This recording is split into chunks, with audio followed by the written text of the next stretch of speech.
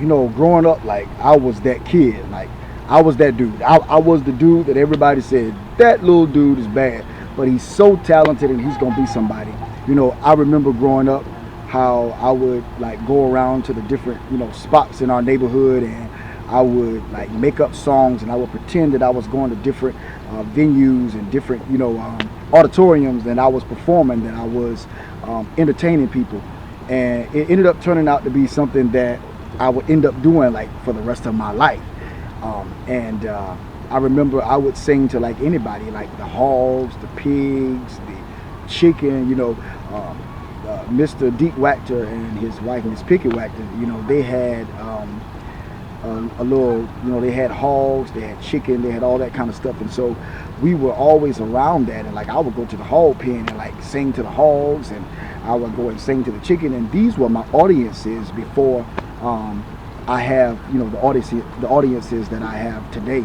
And it just goes to show you that sometimes what you do in your adolescence has a whole lot to do with what you will be doing as you grow and as you get older. I had a speech impediment, growing up, and I remember, being laughed at, and I remember being picked on, about it.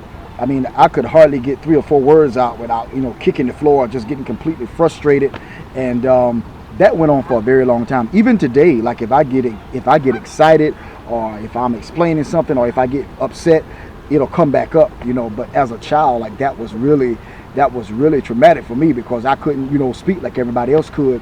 And I remember music being like my best friend. I remember I wanted to sing so bad and be so close to music. I would go into my mother's closet and sing and shout all night, and I would go into my closet, and I would go throughout the house, and just everywhere I was just singing. I was just this little gap-toothed little boy walking around that couldn't speak, but when I sung, people stopped. They paid attention. I remember one of the first songs I was singing. I probably started singing when I was like out of the womb, but one of the first songs I remember singing was a song called "Do You Know What Time It Is?" It was by Robert Blair and the Fantastic Volunteers.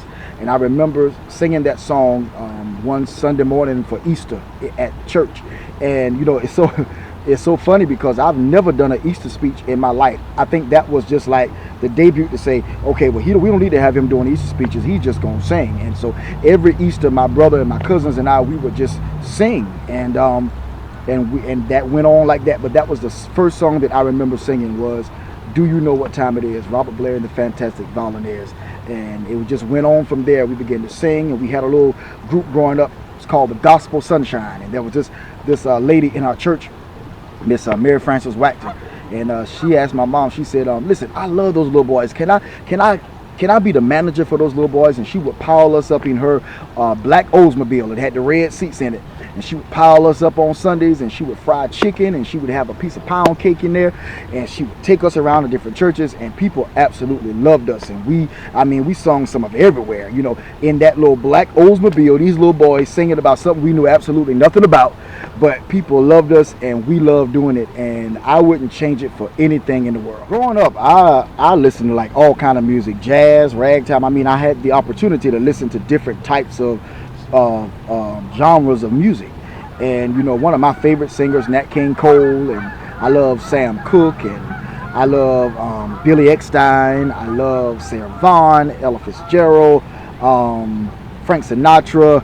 I love, then I love the gospel golden age era groups. I love the Mahalia Jackson. I love the Swan Silvertones. I love the Pilgrim Travelers, and what's the group that Sam Cooke was with? The Soul Stirrers and all that. I love all those groups, and I grew up listening to that kind of music, and it really influences what I do today. Even today, when you hear some of my music, it's infused with those artists, because I love them. I was inspired to play piano by Twinkle Clark. And I remember back in the day, there was this movie that came out. It was even in the theaters. It was called Gospel. And it had Walter Hawkins and the Hawkins family, Reverend James Cleveland, Pastor Shirley Caesar.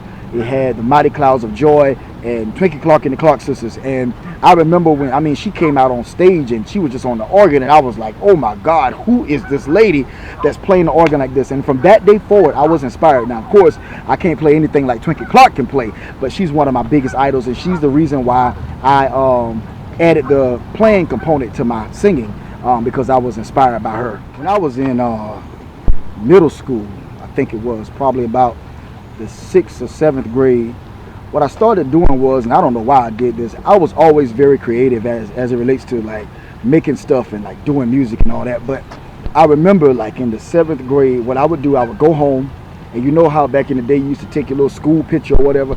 I would take my school picture and cut it out, and I would get some construction paper and cut it out. And, you know, back in the day we had those cassette tapes. I would tape that picture to the construction paper, put it in the cover for the cassette tape, and then I would get me, you know, you could take the little tissue back in the day and put it in the little holes, and I would put the tissue in the holes, and I would record over the tape. And then I would take it to school, and I would tell my friends, I would say, hey, listen, this is my new tape, this is my new record out. I want y'all to take a listen to it. And it sounded a mess. I was on there, I was singing like Mahalia Jackson, and I was singing Dorothy Love Coates, and I was singing all these old folks. I was singing the Dixie Hummingbirds and all this kind of stuff, and my schoolmates had no clue what these songs were.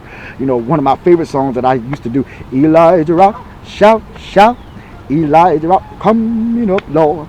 And they thought that was like the funniest thing. But it was the precursor to what I would do when my first album came out. You know, in 2006, I recorded my first album, Overflow.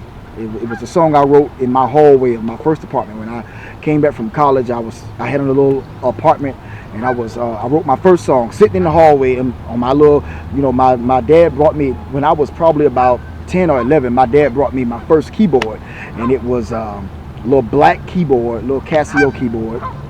And but the song Overflow, I wrote that song in my hallway, and it was after a Bible study one night at the church where I played. And I was just so inspired that I went and I wrote that song. And when I made that album, the CD cover, the graphics and all that, I did all of that myself. I cut every CD cover out. I even made little covers for the disc. I did everything myself, and I was so excited. When we first released it, there were only 2 songs. It was Overflow, and it was a song I wrote called Awesome God. And then once the full, because we did a live recording, get that. We did a live recording the first time we released a project. It was a live recording, and we released the rest of that live recording there later. But Overflow and Awesome God were my first 2 releases. Like that's where it all started as far as me recording music. It started with that first project, and so I'm excited about what I have seen, and I still haven't seen my best days yet. There's so much more that's in store for what I'm getting ready to be doing, and the doors that God is opening, and the avenues that He's taking me in. It's still more left for me to do. You know, every time I get on stage, like, I'm not just a singer, like, I'm a doctor. You know, everybody that gets on stage with me, I refer to them as doctors. Dr. So-and-so. So a lot of times on stage, they'll call me Dr. Bradford or Dr. Elijah Bradford, and the Valentinos, Dr. Elijah Bradford and Purpose Driven. You know, and that's our stage name because every time I get on stage, I'm a doctor. Music is medicine. God is the ingredient. I write the prescription. So every time I get on stage to sing a song, I'm sending healing out into the universe. My voice vibrates healing. My voice says it is possible. My voice says go after your dream. My voice says God loves you. My voice says stand strong in what God is calling and predestined you to do. Every time I get on stage, I'm a doctor. It's an emergency room. It's a surgery room. We're doing surgery. Many people come through the doors and they're going through hurt. They're being abused at home. They're being abused by husband and wives, or they went to the doctor and they got a bad report, or they got fired from their job, or they own a job that they hate, or they're just going through. They can't pay their bills. They stuff is being foreclosed, cars are being repossessed, and they come through that door, and you cannot afford as an artist to be so much into yourself that you don't give the gift that God has given you. And many times I have to admit I've been guilty. I've been guilty of getting on stage and worrying about what another artist is saying about me, or worrying about what another artist is thinking about me. It ain't about them because they can't receive from you anyway. It's about that one little lady that's sitting in the audience that's going home being beat upside her head. It's about that one little kid that's being molested by Uncle Johnny and he can't tell nobody. She can't tell nobody. It's about that one husband who's been going out all week trying to find a job and he can't find one. It's about that person that made a mistake and went to jail and now they're out and they're trying to do the right thing and they can't find a job because they got a record. It's for that individual to let them know that with man it is impossible, but with God all things are possible. Music is medicine. God is the ingredient. I write the prescription. I always tell, like young artists, such as myself, I always, let them know that it's very important that you write music and you write songs that speak to people and that tell stories. See, this last album that we did, even the new stuff that's on it, this last album is like a combination of songs that I've written over the years and even some new material. And the reason why I thought it was so important at this time to put it out is to show the growth and the maturity that has been on my life since I started, since we did the first album in 2006. I'm not just a songwriter. Like I tell stories. Like every song is laced and smothered with an experience or a situation that I've gone through. We take the song He Brought Me Out. Like I wrote that song at a very, very dark period, but it was a beautiful period. And at the end of that, what I went through, what I had gone through, almost thinking I was losing my mind and not feeling well in my body. But at the end of the day, God brought me through it. And it was a beautiful story. It was a story of trial and triumph. And so because I went through what I went through, now somebody else load can be just a little bit lighter because I was able to share through this new album what I had gone through and what I had went through and that God brought me out. And if he brought me out, then he can bring you out. God is not this elusive fairy tale like creature that we try to make him to be. Like God is like the air you breathe. He's just that close to you. And until we as mankind, until those of us that are here on the earth realize that God is as close to us as the spit that comes out of our mouth, I think we're going to continue to miss it. He says, beloved, I wish above all things that you would prosper, right? And that you would be in health, right? Even as your soul prospers. So your soul is a representation of your life. And your life prospers through you declaring everything that God said about you. Everything that he declared over your life, that's what you say. And as you speak those things, as you say those things, your life will begin to reflect everything that God said about you. The power of life and death is in your tongue, you see. So what you have to do is govern what you speak, govern what you think, govern what goes into your eyes, govern what goes into your ears, and govern what comes out of your mouth, because those things determine your world. You can speak your world into existence. The power of the subconscious mind is so important. Your subconscious, it has no will. It does whatever you tell it to do. So if you say you're going to be successful, your subconscious says, I got it, we're going to be successful. If you say I'm going to be defeated and there's always one thing after the other, your subconscious say, got it, there's always going to be one thing after the other. So you've got to declare and you've got to say within your own self what your life is going to be. And that's how you grow and mature into the person that God has predestined and called you to be for this time and this season. See, the difference between me and a lot of people is I am not afraid to fail. Like if I try something one time and it don't work, you better believe I'm gonna try it again.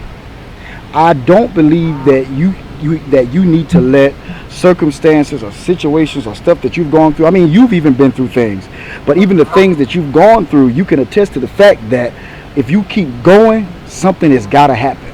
Like I don't have a Grammy, I don't have a Stellar Award, I don't have these other prestigious awards yet. But I'm going to get it, mark my words. And even if I don't get that, I'll get something equivalent to that or something greater. You've got to believe in yourself to the point that it scares you. If what you've been called and assigned to do don't scare you, it ain't God. You can ask anybody that's been around me even for 10 minutes and they're going to tell you he doesn't give up.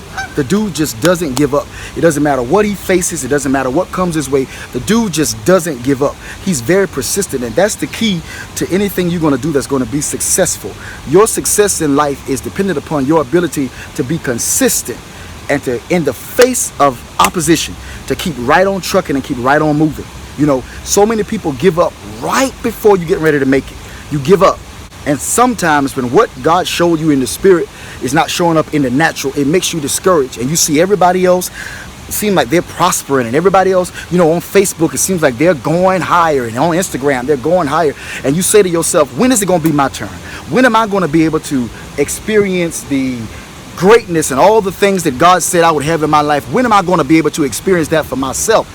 But the truth is, you're already experiencing it. You've got to enjoy the journey. You've got to tell yourself that this is a part of my journey and it's beautiful. Okay, you got rejected by this one. That's a beautiful thing. Okay, you went and tried out for that job and you didn't get it. It's a beautiful thing. You tried this business and it didn't work out. That's a beautiful thing. That means that it's pointing me that much closer in the right direction. Rejection only means turn and go another way. This is the wrong way. That's all it means. Turn and go another way. This is the wrong way. So don't be discouraged because of rejection. Rejection is actually a gift. Rejection points you to the people and the tribe that you're actually assigned to.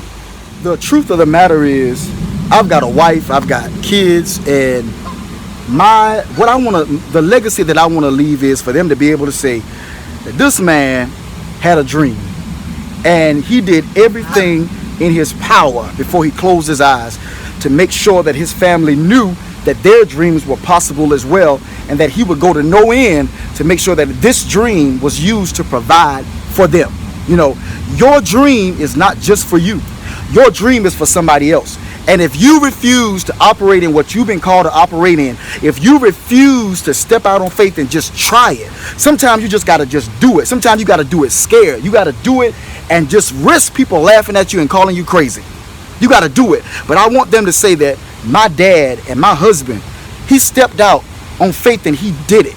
It didn't matter what people said. It didn't matter what people thought. It didn't matter what opposition was against him. He stepped out on faith and he did it. And as he closes his eyes, we honor him. We respect him because he showed us that if it was possible for him, then it's possible for us.